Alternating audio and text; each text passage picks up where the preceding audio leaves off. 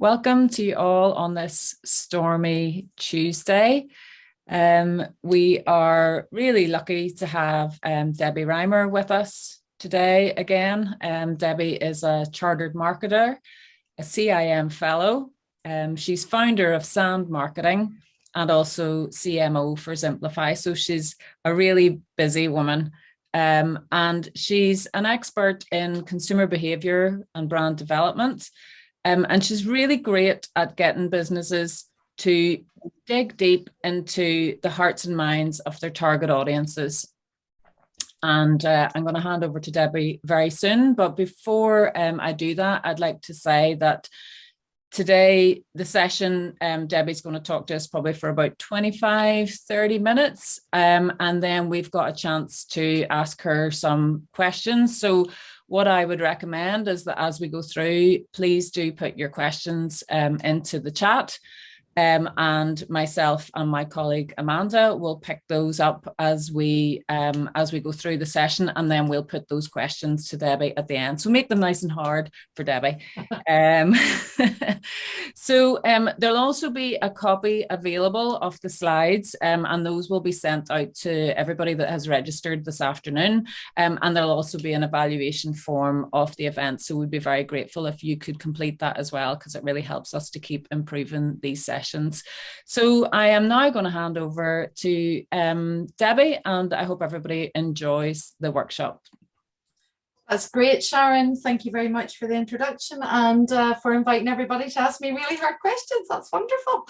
But hopefully you won't have loads of hard questions, guys, because I aim for this session that you'll walk away with lots of practical tips then for designing your content. So I want to say thanks very much to InvestNI for having me back again here today. In the last session we talked about content strategy, and today is all about designing content for your online platform. So lots to get through, and you will get the copy of the slides afterwards. Just want to say that please make sure and join the conversation today on social media across Facebook, LinkedIn, and Twitter. You can see the hashtags at the bottom of all of my slides, just in case you forget, and they're also in the chat. So we'll be looking at how you can design your content to create an impact, implement a content plan, have a quick look at the different social platforms to see, you know, like which type of platform for which type of audience, what type of content works best. And then we'll also be looking throughout as well at visual content and video content and giving you some tips and tricks, and then we'll do some Q&A at the end. In case you're not already following InvestNI on the social media platforms, on Twitter it's at InvestNI, Facebook is InvestNI, and LinkedIn is Invest Northern Ireland. So let's get stuck straight in. So whenever you come to plan your content, I like to follow the 4 C's, because your content needs to speak to the hearts and minds of your target audience. So first and foremost, you need to think about what your core idea is, and the core idea needs to speak directly to the audience that you're wanting to communicate with, and should address their challenges and their goals. Secondly, you want to make sure, as you'll see I've done in my slides today, that your images, your fonts, and your colors are consistent across all your different channels. Your channels being like your website, your email, your different social media platforms, and whenever you're creating video as well. So whenever you're creating any kind of content, have that consistency. And we'll have a look at how you get good complementary colors to go with your logo later on. But keep it consistent across all of your channels, because then that way your audience always recognizes your content as being yours. In terms of whenever you're creating different types of content, from ads to social media posts to blog posts to emails, landing pages, etc., videos, make sure that they all connect to each other. So you found out about today maybe via email, maybe you found out about it on LinkedIn, Facebook, Twitter. And that image that you've seen in that email or in that social media post when you clicked on it and you went over to the landing page to book your place for today, it was the same image on that landing page, and that is the image that I opened the slides with today. So make sure they all connect with each other and you've got the links. So like from your social media content or email, you're driving them to a landing page on your website.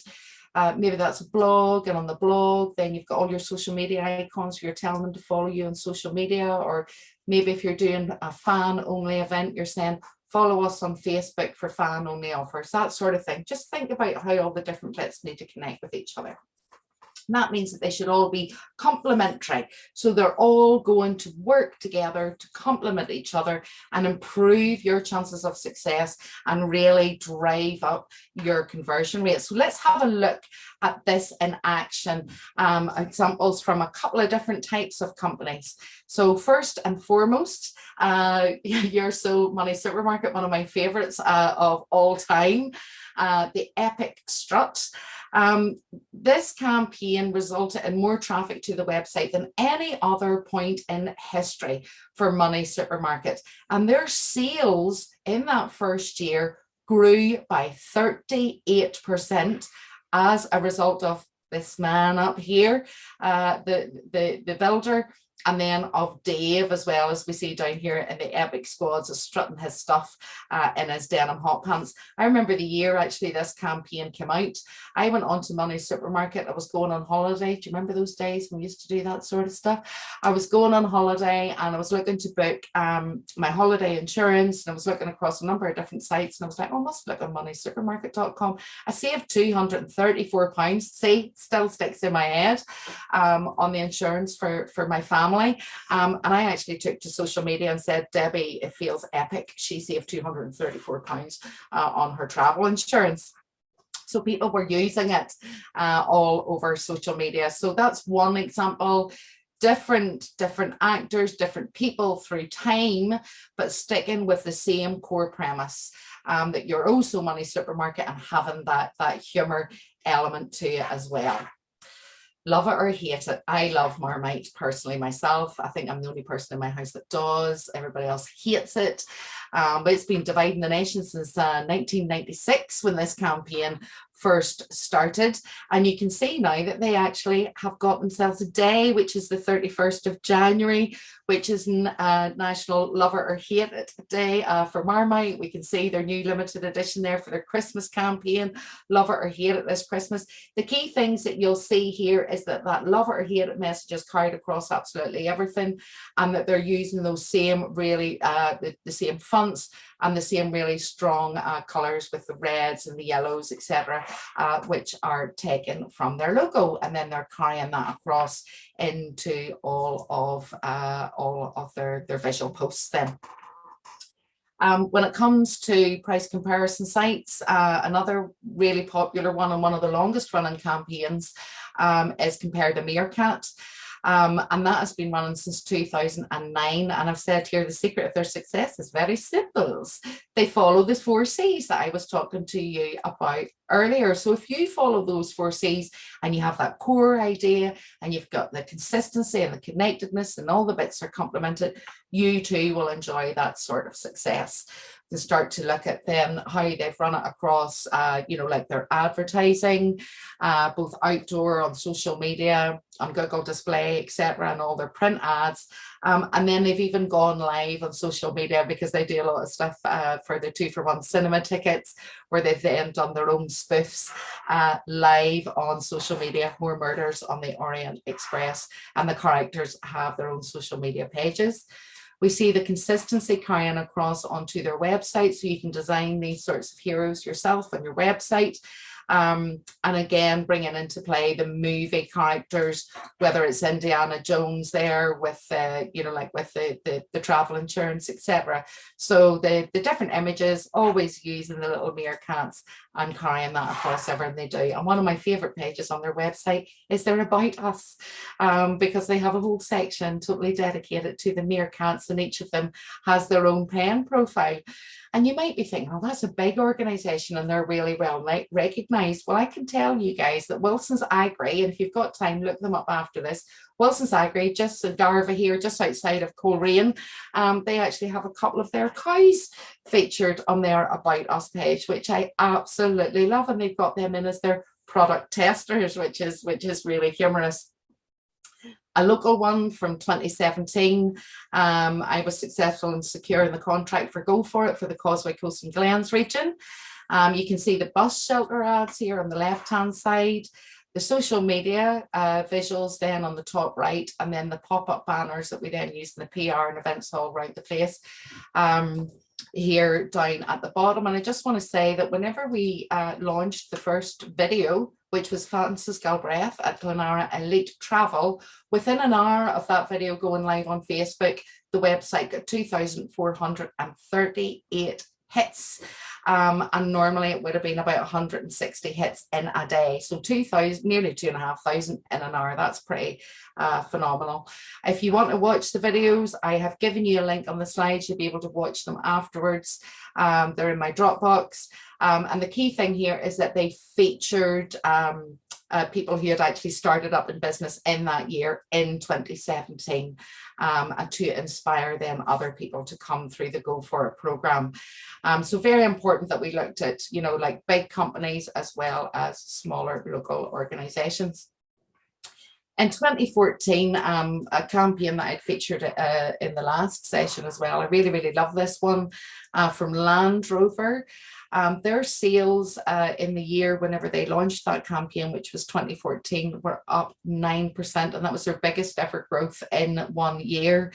And this campaign continues to run in all sorts of different formats, and they work with local garages all around the UK. And the core idea with this is that the British love to complain about the weather in winter or any time of year, and we're certainly all feeling that way today. It's not nice out there at all today, and Land Rover would encourage you not to hibernate, but to hibernate and to go out and enjoy it. And they were encouraging people to join the conversation on social media and upload their favorite walks and trails. And again, in the first week of this campaign, over a million walks and trails were uploaded onto the platform. So think about how you can use your content to get your target audience engaged with you then on your social platforms and to help to spread the word.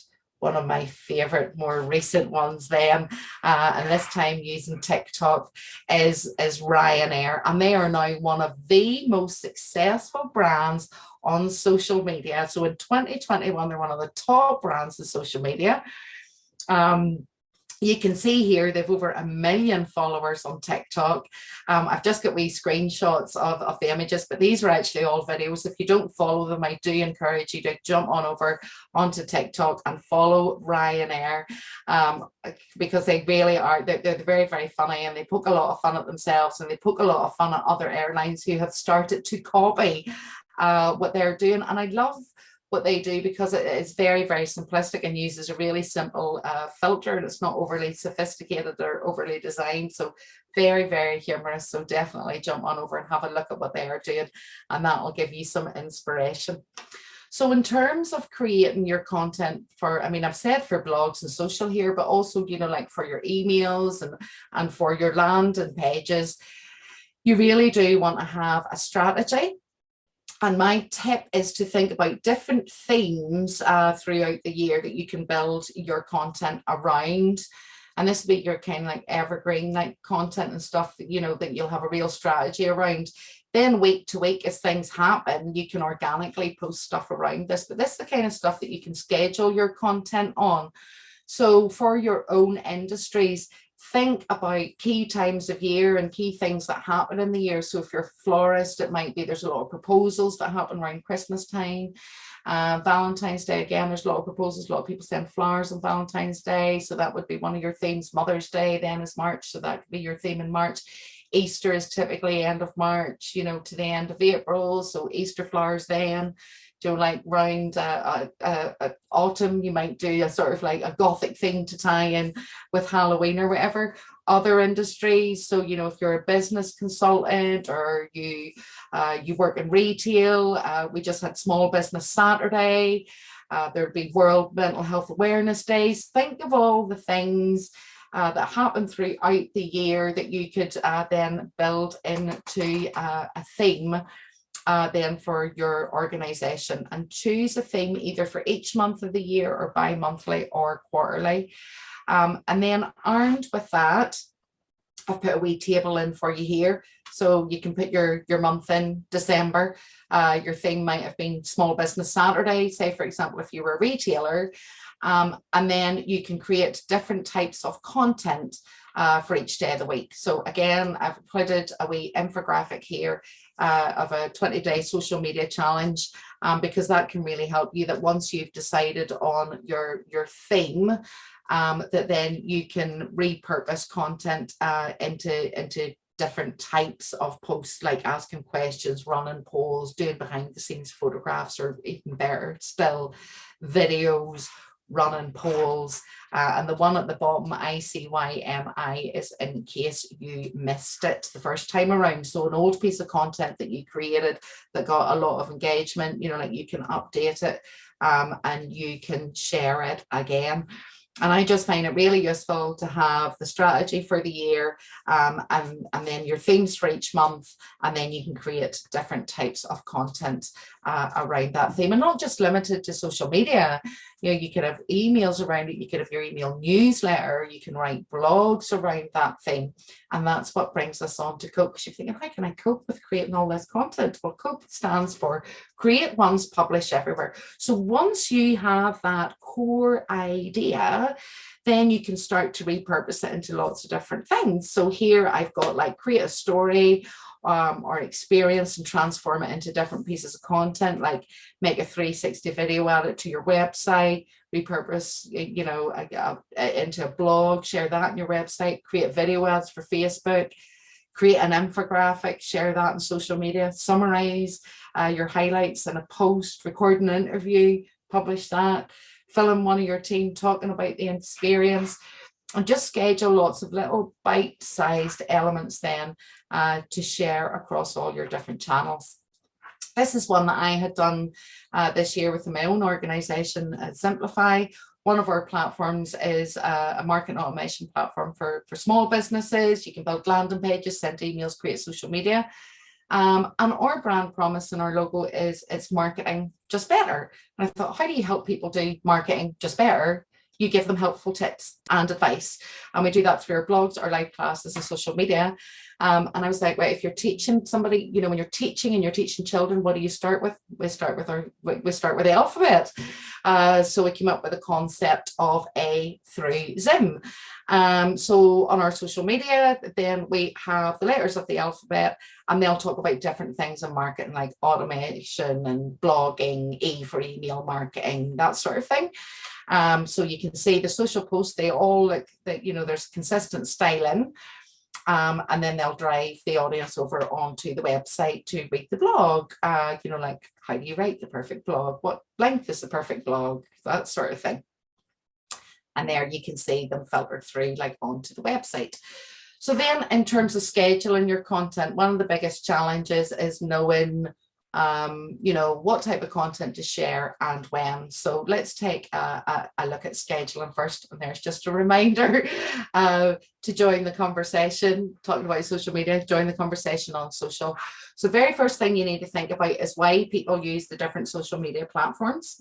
And I tend to talk about them in terms of being a bit like parties, with Facebook being, you know, like the family wedding, the big family get together, all age groups, all genders, everybody's there. People use it predominantly to connect with family and friends. So brand your content and keep it really friendly and conversational. People go to Instagram for inspiration. I say that's the party that you want to be invited to. It's the party to be seen at. So tell really visual stories. So keep it really, really visual. So that's why I say it's the one to be seen at.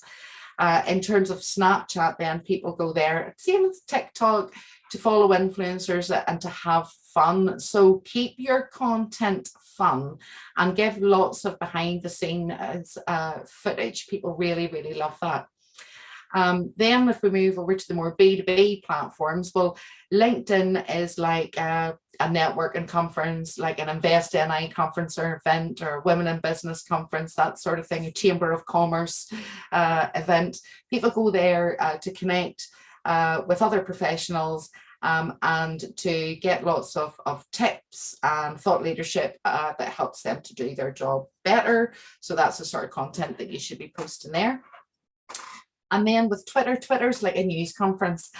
People go there to find out what's happening in the world. So keep it nice and short. And again, visuals work really great to help you stand out from the crowd. Look, we can see that social media right across the world now, 53%, nearly 54% of all adults over the age of 16 use social media. And a very important thing to remember here when you're designing content for social media is that 98%, nearly 99% of us, as you can see here, access it via mobile devices. So don't be putting too much text into your visuals, otherwise it can be very hard to read. In terms of in the UK, then we can see that we're now sitting at nearly 78%. So 77.9% of people in the UK use social media, and that's up over 10% from January of last year. And these statistics, guys, this is global research. It's the biggest global research into online behavior, comes out every January, and no doubt that will be up higher again this January. In terms of, the internet users that use social media, we can see there that's sitting at 40%. And the most popular platforms, no surprises here, I'm sure, are Facebook, YouTube, WhatsApp, Facebook Messenger, then followed by Instagram. But then we can start to see things like TikTok really climbing here in popularity, and then the likes of WeChat there and QQ, those are ones that are used in China where we don't have the likes of YouTube and Facebook, etc. So how long are we spending on social media every day? Yes, you can see it is younger audiences that spend the most time there, but right across all age groups, we're spending more than an hour, which means that you can't afford to ignore it. And in fact, after Google search, social media is the platform that people go to find out information about brands, about businesses. And if you're targeting 16 to 24-year-olds, they find out about it first. They go to social media first before they go to Google search. And I'm not just talking about digital here. I mean that that's where we go before we are even influenced by TV, outdoor press, or radio. Google ranks number one, social media then is second. So let's take a look at the different channels and the age groups. Facebook, we can see, I don't know if there'll be any surprises here, but it is dominated by the boys at 56%. In terms of the age groups, a lot of people think that Facebook's dominated by older audiences. Well, you are wrong. The facts speak for themselves. It's those younger audiences, age 18 to 34, who dominate Facebook, but a good spread there across all the age groups.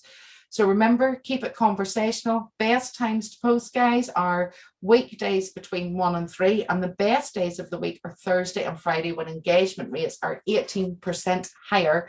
And the worst day to post on Facebook is a Saturday, particularly if you're working in retail or you run a retail business and you want to encourage people to come out and go shopping, or you've got a cafe or a coffee shop or wherever, and you want them to come in and enjoy your food at the weekend. You want to be influencing them in the week. So schedule your posts for those Thursdays or Fridays.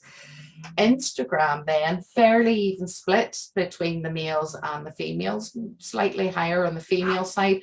And again, look at that, the age groups there, very, very similar to Facebook. Again, dominated by the 18 to 34-year-olds. And again, a fairly, a good spread across all age groups. Best times to post, best days to post on Instagram are Wednesday at 11 and Fridays between 10 and 11. And the best day of both of those is a Wednesday, and the worst day is a Sunday. And we've said that Instagram, use it to provide inspiration. So again, if I was a designer maker and I wanted people to come and buy my stuff, or I wanted them to come and enjoy my outdoor facilities or whatever it might be, I'd be wanting to give them that inspiration early in the week so that they come out on a Sunday when they are spending time with family and friends, and they spend that time in my premises, in my business. Looking then at LinkedIn, dominated by males. And remember, people go to LinkedIn for professional networking. So it's also a place where we tend to find younger audiences then who are climbing their career ladder. So no surprise that it's dominated by the 25 to 34-year-olds who are really aggressively climbing up the career ladder at that time. The best times to post then on LinkedIn are Wednesday mornings, and again at lunchtime, Thursday mornings and at lunchtime, and then on a Friday morning, with the best days being Wednesday and Thursday. Worst day on LinkedIn, no surprises there, is a Sunday. Who wants to be working on a Sunday? Not me. And you tend to find that those early mornings and the lunchtimes work best because it is a professional networking platform. So the rest of the time, people are busy doing their job, and they're not hanging out on social media and surfing the channels. Twitter, very, very heavily used by males at 62%. These sorts of research and statistics are very helpful to you in deciding where to publish your content. For example, I had worked with a t-shirt company, classic t-shirt company in Belfast last year. I was mentoring them, and armed with this sort of information, we were able to talk about and do further research as to why Twitter is so popular among the males, and why it would be such a good platform for them. And basically it's great, and particularly at weekends when the football is on, because this audience is then keeping up to date with all the results, etc. So it was a great time for them then to schedule their posts. A good spread of the age group then. Best days, Wednesdays and Fridays, and the worst day is a Saturday, unless you are in sports apparel. Snapchat then is very much for the girls at 61%, and we can see we don't have a breakdown of audiences of over 25 because it's very much dominated by young audiences.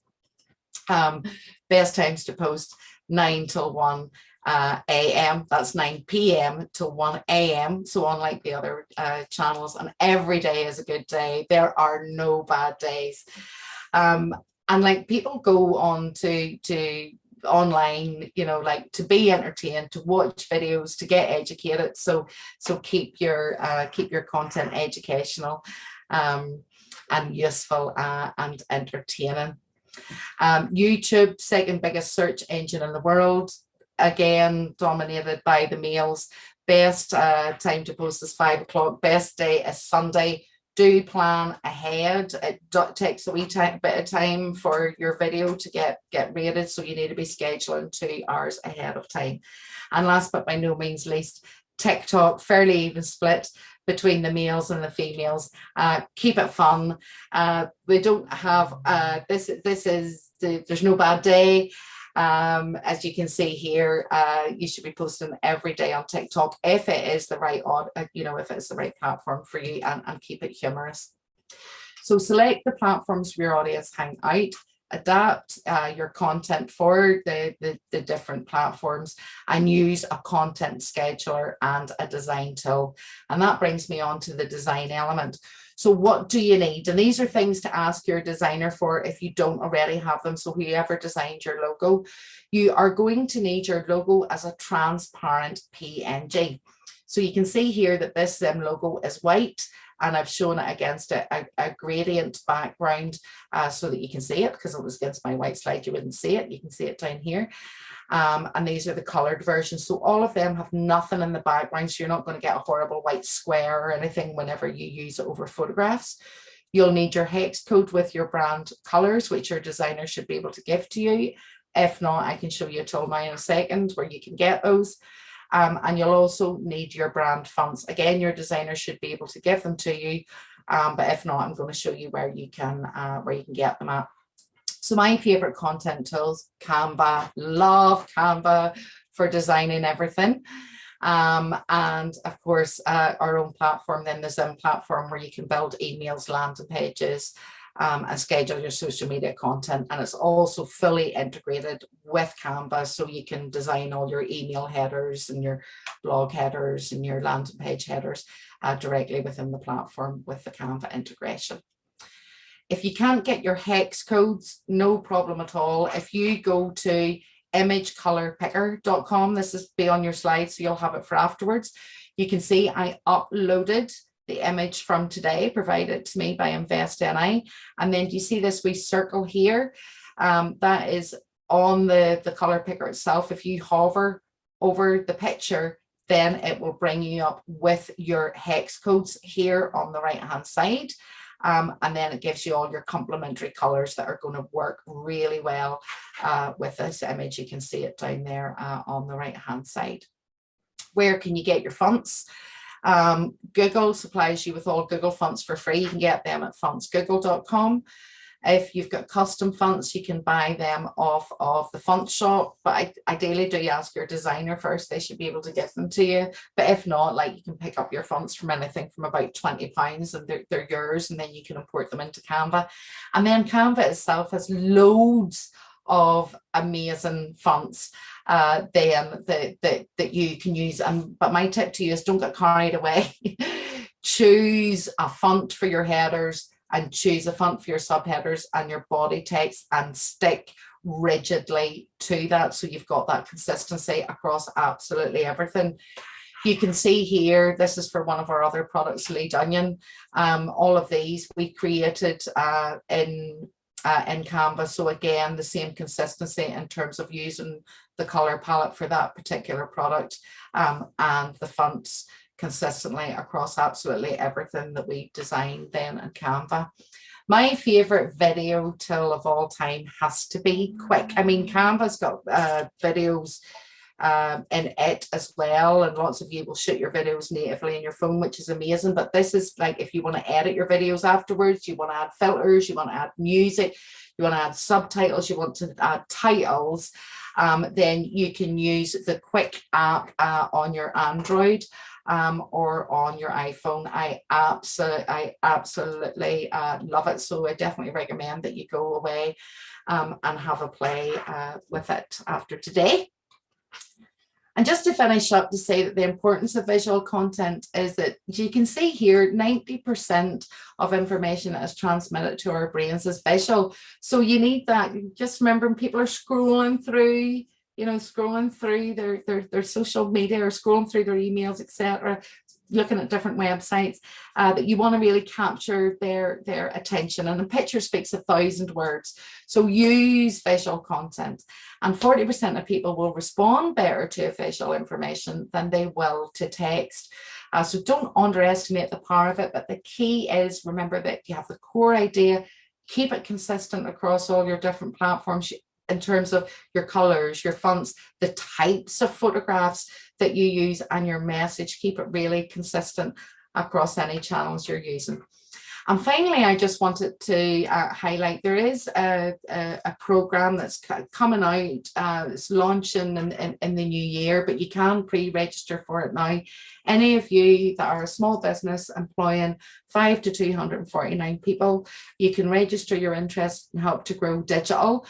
And that's a government scheme that's coming out to help businesses like yours with their digital marketing and with the cost of using digital marketing platforms then. And that will be coming out probably January time, because it's getting so close to Christmas. I don't think they'll launch it ahead of Christmas. Other useful content tools, I've just included a slide on that in terms of where you can go to get music, where you can go to get free photographs, other design tools that you can use, such as PageModo, and tools that you can use then to research content.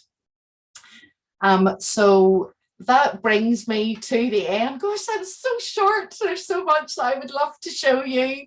But that brings me to the end of my presentation, of my slide deck. And I'll now take any questions. Thank you, Debbie. That was really, really good. And so, as you said, quite a lot of ground covered in such a short time. So we're just going to scan back through. Amanda, are you ready to go with a question there? Yeah, Probably got yeah, one already. lots of questions, Debbie. So you'll be glad to hear. No, just one from a little bit earlier on. Orla is asking, you're talking about consistency and fonts and colours. And she's saying, from a small business perspective, you know, if you're not consistent at the minute, is it best to kind of hit the restart and delete that material that isn't consistent and sort of get it right going forward? Orla, absolutely not. Don't delete it. Yes, get it right going forward. And let me tell you, you know, like Canva, for example, you can get it for free. You can use the basic stuff for free, but to import your brand toolkit, you can get Canva Pro for under £100 a year. Don't delete anything you've done before. If you were to go back and look at one of the most successful people ever on social media, Joe Wicks, the body coach, and if you go back and look at his post 6-7 years ago, you'll have a good laugh. Just like you or I, you know, he made mistakes, he would drop his phone over, all the rest of it. So don't delete it, but just make a conscious effort that from now, you're going to be consistent in your brand and in your message, and then going forward. Nobody gets it right first time. Okay, we're going to fire on because we have a few to get through here. Next one is from Liam. What sort of posts would you recommend for LinkedIn? Updates about the company or general posts like Facebook and Instagram? Updates about the company, Liam, for sure, and also any updates about the industry. So any changes in your industry is always really good to share, so that it's not always just you talking about your company and promoting your company, but giving people useful information that helps them to do their job is really good as well. And if you've done any research or you've got any reviews, share those on LinkedIn for sure. And how often as well would you recommend? It really depends on your organization, you know, but I wouldn't, if you're business to business, for example, 2-3 times a week on LinkedIn, unless you've got something important to say or really useful to say, don't post. Okay. You know, don't post for the sake of posting is what I would say. Here's a technical one for you, Debbie, which I'm sure will be not a problem. Caitlin's wondering, how do you remove a personal profile from a Facebook business page? Oh, you would have to go into your account settings, so into your admin and into your account settings, manage users, and then you remove the user there. If that's the question that you're asking, from a business page point of view, if someone has got somebody's connected to it through their personal account, you want to remove them, that's where you do it at. Debbie, we've got a couple more here that are LinkedIn themed, and I think we might have covered them already, but I'll just scan through them quickly, and if there's anything else you want to add. What's the best type of content to post on LinkedIn? How often should posts be put up? I think we've kind of covered that. That was from Pauline. Jackie says, how many times per week would you recommend posting on LinkedIn? And again, you've covered that as well. So we will move on to Karen's question, which is, for desktop, what video editing would you recommend, and best software for reducing background noise and adding subtitles automatically? I really like, so I had already mentioned Quick, which is the GoPro one, which is fantastic for mobile. I've also used the desktop version of it, and I really like it as well. Adobe Premiere and Adobe Spark. So if you can get Adobe for about £26 a month. You're not going to get absolutely everything in it, but you can certainly do video editing in that on desktop, and it's quite easy to use as well. And the great thing about both of those, and with Canva and everything too, is they've got loads of videos in their help section about how to do things. In terms of cancelling background noise, well, you can see, like I've got my headset on today, but I've got different microphones and things. That's more detailed. It depends on the situation, whether you're filming outdoor or whether you're doing indoor or whatever. But noise cancelling, you can get noise cancelling mics on Amazon, anything from about £25, even for your phone, where you can have two ones with a splitter if you've got two people talking. Anything for adding subtitles? Did I miss that? Yeah, so any of those ones that I talked about, the likes of Quick and It'll Adobe do Premiere, that. you can add subtitles. Whenever you're uploading a video into YouTube, you can also get it to automatically add subtitles. It'll take it from the speech, but you do need to go in after. You can go in afterwards and edit just in case it's picked up any of your words wrong. Just a question on that Help to Grow scheme, Debbie. What size of businesses can avail of that? Okay, so it's for small businesses who are registered at Companies House and are employing from 5 to 249 people. Okay. So there's two strands to it. There's Help to Grow Management and Help to Grow Digital. Help to Grow Management's open at the minute. Digital is going to open in January, but you can go on now. It only takes a couple of minutes. You can go in and you can pre-register your interest. And then what happens is, as soon as the digital element opens, they'll send you an email and let you know it's open, and then you can go onto their website and choose from like whatever software is listed there in terms of what you'd like to use for your digital, and it'll be CRM, sales and marketing, and also accountancy, online accountancy, like for doing your bookkeeping and stuff. Okay, we've got a few more here to try and rattle through before sort of finishing up time. It's great to see so many questions coming through. From Martina, as a small business, how often would you post on Facebook? Once a week or twice, just to stay visible?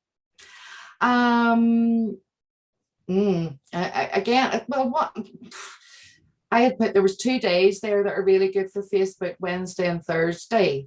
Like if you've got good content to do on both the days, you could use that 20, the 20-day social media planner that I had in earlier, the 20 different post types. That would give you enough that you could be posting 5 days a week, 5 of the 7. So you could be posting like every other day or whatever. But again, just make sure you've definitely got something to say, and don't make it what's the word I'm trying to think of? Don't make it really difficult for yourself, where you spend so much time thinking about what am I going to say. Make sure it's valuable, but definitely once a week to keep yourself visible, but don't be doing too often that people are like, for goodness sake, that business is never off my feet. So a couple of times a week you do it. Here's one from Sarah. How many hashtags would you limit yourself to on LinkedIn? On LinkedIn, probably 3. I would recommend 3. Whenever you start to see a whole wall of hashtags and people are using loads of different ones, it's just, it becomes meaningless. It just becomes a game of like, I'm putting all these hashtags here because I'm just trying to get every single follower, that's talking about that particular subject to look at my post. Make it relevant to the piece of content that you are posting about. And I know I mentioned it in the last one. It is on my final slide, but if you're looking to find out what hashtags you should be using, use RITETAG, RITETAG. If you put in words that are related to your business, it'll tell you which hashtags are trending right now across LinkedIn and Instagram. Thank you. From Jackie, tips on getting your audience to take part in conversation and comments on social. Ask them. What would be the key thing is to ask them. So the reason, for example, that Hibernauts worked so well is that they ask people, upload your favorite walks and trails. What do you love doing on a winter's day outdoors? Upload it, share your content with us. So social media is social, which means it should be a conversation. So you want to get people having the conversation. So ask them questions. And I don't just mean, gosh, if I see another polls are driving me bonkers at the minute. Like everybody's doing polls on LinkedIn. Ask an open question, get people, involved in the conversation. And polls are good because they do spark conversations as well, but don't just rely on polls to get conversations going. Invite people, upload a photograph of you, enjoying a walk in our park at the weekend, or, you know, share your picture of you and enjoying food at our restaurant on, you know, Facebook, LinkedIn, or whatever. Get them to tag you in it and reward them for it. Say that everyone that does that once a month you're going to pick a winner and, you know, like treat them to dinner or whatever it is that you're selling. Like, reward people for getting involved. Here, maybe we'll finish off on this last one. I think it's quite relevant because you were talking about visual, and Rachel was asking, you know, what is a good ratio for image posts versus video posts? Oh, that's a very good question, Rachel. Probably about, well, 75. Yeah, 75 to 25.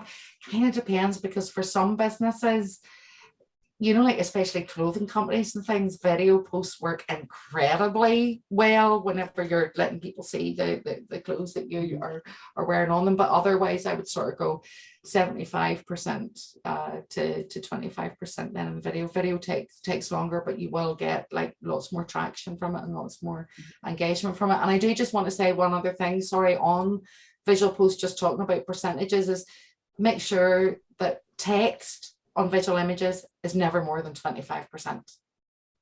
It's a good rule that they use for advertising on the social platforms, and just apply it to your organic visual posts then as well, unless it literally is a post just with text on a solid background.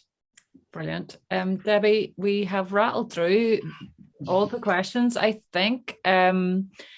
And there was one just little query from Pauline, had asked about removing an old LinkedIn page where the administrator details are not known. That's one that she has sort of to the panelists.